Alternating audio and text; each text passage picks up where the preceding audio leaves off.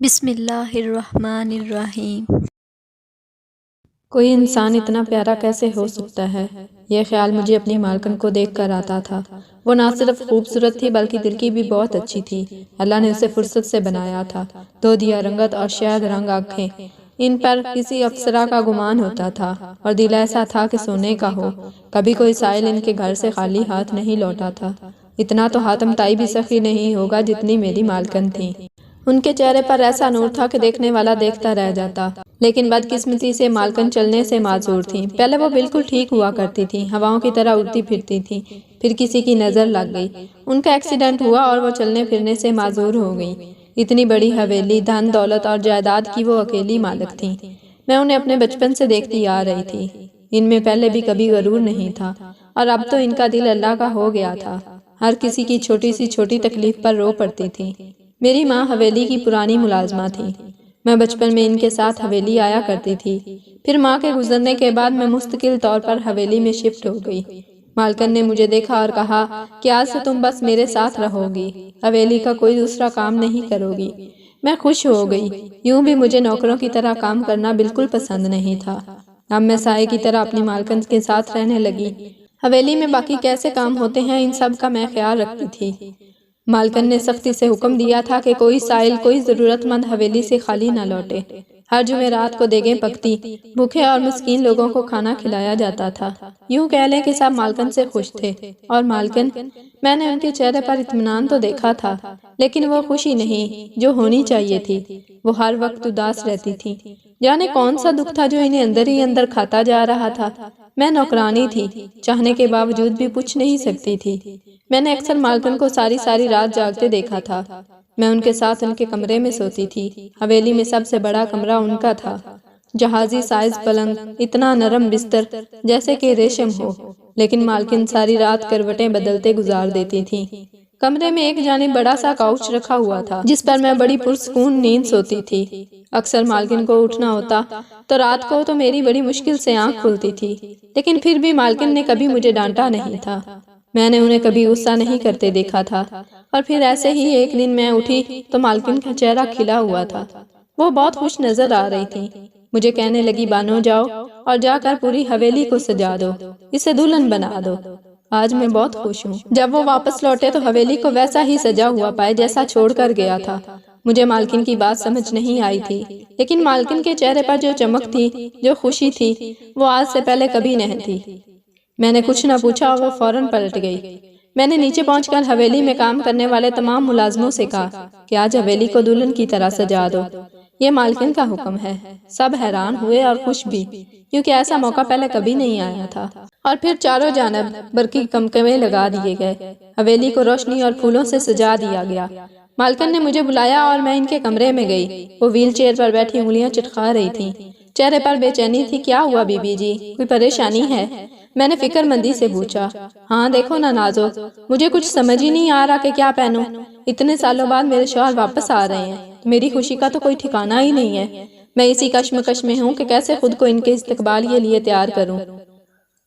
وہ مجھ سے ایسے بات کر رہی تھی جیسے میں ان کی ملازمہ نہیں بلکہ سہیلی ہوں، اور شوہر کا سن کر تو میں ساکت رہ گئی تھی۔ آج سے پہلے میں نے بی بی جی کے منہ سے یہ لفظ نہیں سنا تھا۔ کتنی محبت تھی ان کے لہجے میں، وہ اپنے شوہر کے لیے۔ میں تو دنگ رہ گئی تھی۔ مالکن کو خوش دیکھ کر مجھے خوشی ہو رہی تھی۔ چنانچہ میں نے مالکن کے لیے اچھا سا ڈریس نکالا اور انہیں اچھے سے تیار کیا۔ ساری رات گزر گئی تھی حویلی کو سجاتے ہوئے۔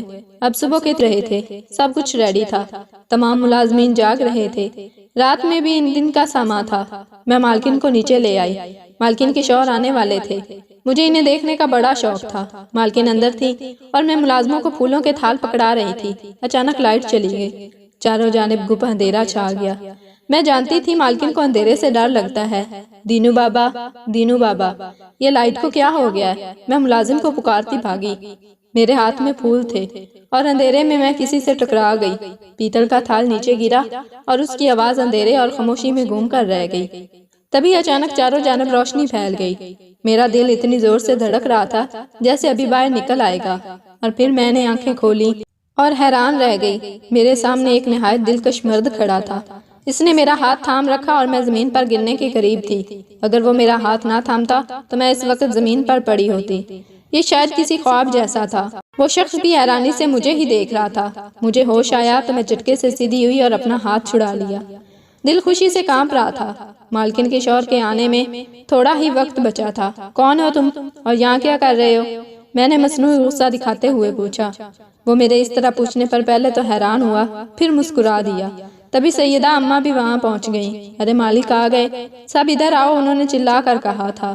سیدہ اماں حویلی کی سب سے پرانی ملازمہ تھی۔ مالک کے نام پر میرا منہ حیرت سے کھل گیا۔ میں اپنے سامنے کھڑے شخص کو حیرت اور پریشانی سے دیکھ رہی تھی۔ یہ مالکن کا شوہر تھا؟ مجھے یقین نہیں ہوا تھا۔ یہ تو 30 سال کا مرد تھا، جبکہ مالکن کی عمر تو 38 سال تھی۔ مجھے کچھ سمجھ نہ آیا۔ تبھی پھولوں کے تھال تھامے سبھی ملازم پہنچ گئے اور مالکن بھی۔ میرے ہی کہنے پر انہوں نے گولڈن رنگ کا نفیس سا سوٹ پہنا۔ ہلکا پھلکا تیار ہو کر وہ خوبصورت لگ رہی تھیں۔ وہ نم آنکھیں لیے اپنے شوہر کو دیکھ رہی تھیں۔ میں سمجھ گئی تھی کہ وہ ان سے کتنی محبت کرتی تھی، جبکہ مالکن کے شوہر کا چہرہ سپاٹ تھا۔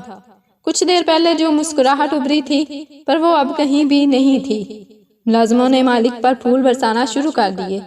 میں تیزی سے مالکن کی جانب بڑھی اور جا کر ان کے پیچھے کھڑی ہو گئی۔ وہ رو رہی تھیں۔ میں جانتی تھی 10 سالوں بعد وہ اپنے شوہر کو دیکھ رہی تھی۔ رونا تو بنتا ہی تھا۔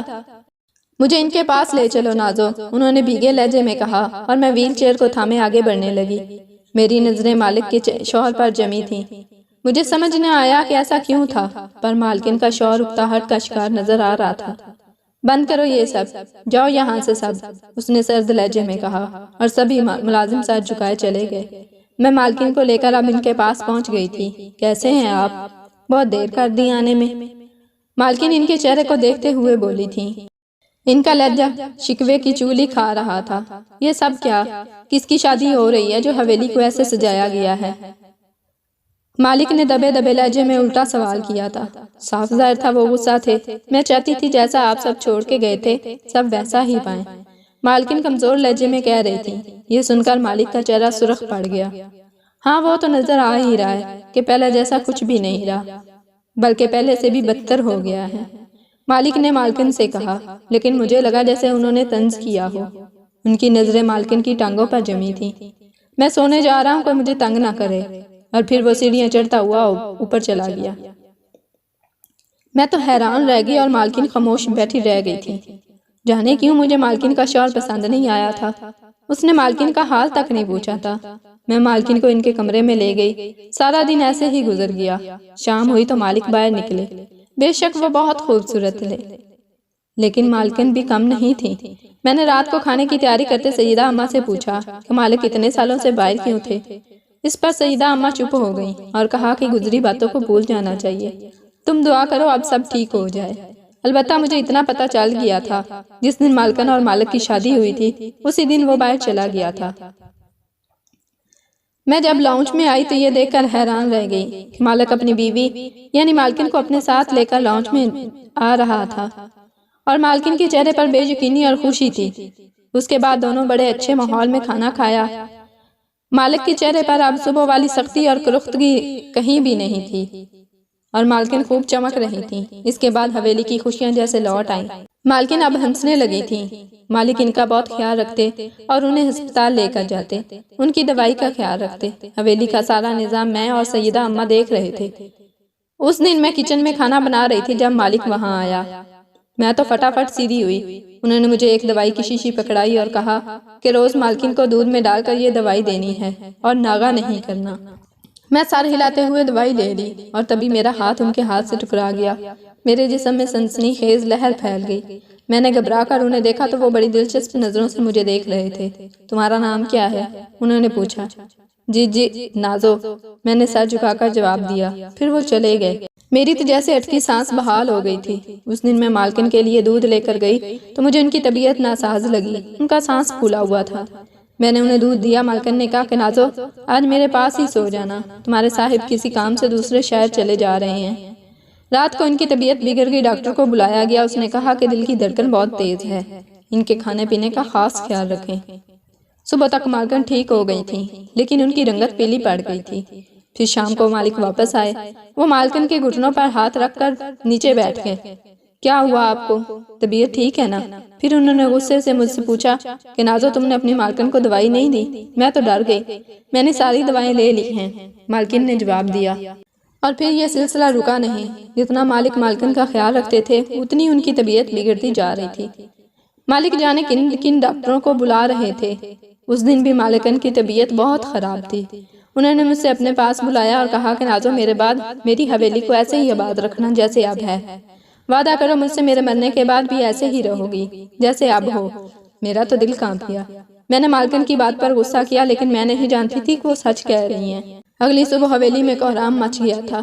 مالکن مر چکی تھی، انہیں ہارٹ اٹیک ہوا تھا۔ مالک تو جیسے پاگل ہو گئے تھے، میں تو جیسے پتھر کی ہو گئی تھی۔ وہ میری سہیلی بھی تھی، میری مالکن بھی، اور میری ماں جیسی بھی۔ وقت کیسے گزرا پتہ ہی نہیں چلا۔ مالکن کو گزرے 40 دن ہو چکے تھے۔ اس دوران مالک کا خیال بھی رکھتی تھی، وہ خاموش ہی رہتے تھے۔ پھر میں نے حویلی کو آباد کیا۔ آج جمعرات پھر سے دیگیں پکنے لگی جیسے مالکن کرتی تھی، اور میں ہر کام ویسے ہی کرنے لگی۔ پھر ایک دن مالک میرے پاس آئے اور کہنے لگے، مجھ سے شادی کرو گی نازو؟ میں تو جیسے بے ہوش ہوتے ہوتے بچی۔ ان کی نظروں میں بہت کچھ تھا۔ تمہاری مالکن جانتی تھی کہ اب وہ زیادہ دن نہیں جی سکتی۔ اس نے کہا تھا کہ مجھ سے میرے مرنے کے بعد نازو کو اپنا لینا۔ میں کوئی بھی جواب دیے بنا وہاں سے بھاگ گئی، اور پھر مجھے ماننا پڑا۔ جس دن میں دلہن بنی تھی بہت خوش تھی، اور اس دن مجھے مالکن کے کمرے سے ایک ڈائری ملی جسے پڑھ کر میں پتھر کی ہو گئی۔ مالکن نے لکھا تھا کہ مالک ان کو غلط دوائیں کھلا رہے تھے اور ان سے نفرت کرتے تھے۔ وہ سب جان گئی تھی، وہ اب بھی اس لیے واپس آئے تھے تاکہ مالکن کو رستے سے ہٹا کر ساری دولت اپنے نام کر سکیں۔ وہ ڈائری پڑھ کر میں پھوٹ پھوٹ کر رو پڑی، اور پھر میں نے ایک فیصلہ کیا۔ میں نے پولیس کو فون کیا اور ڈائری انہیں دے دی۔ کچھ ثبوت تھے اور مالکن کی ایک وصیت بھی۔ اس کے بعد مالک کو گرفتار کر لیا گیا اور اسے لے گئے، اور میں دلہن بنی بیٹھی رہ گئی جیسے سالوں پہلے مالکن اکیلی رہ گئی تھی۔ اس رات میں خوب روئی، حویلی اجڑ گئی، اور پھر ایک دن وکیل آیا۔ اس نے مجھے کہا کہ مالکن نے سب تمہارے نام کر دیا تھا۔ مجھے یہ سب نہیں چاہیے تھا، مجھے مالکن چاہیے تھی۔ کتنی اچھی تھی وہ، اپنے ہی شوہر کے ہاتھوں سے خاموشی سے مر گئی۔ میں بہت دن اب نارمل رہی، اور پھر میں نے سوچ سمجھ کر حویلی کو پھر سے آباد کیا۔ میں نے شادی نہ کرنے کا فیصلہ کر لیا تھا۔ میں جانتی تھی کہ حویلی کو ایسے آباد دیکھ کر مالکن ضرور خوش ہوں گی۔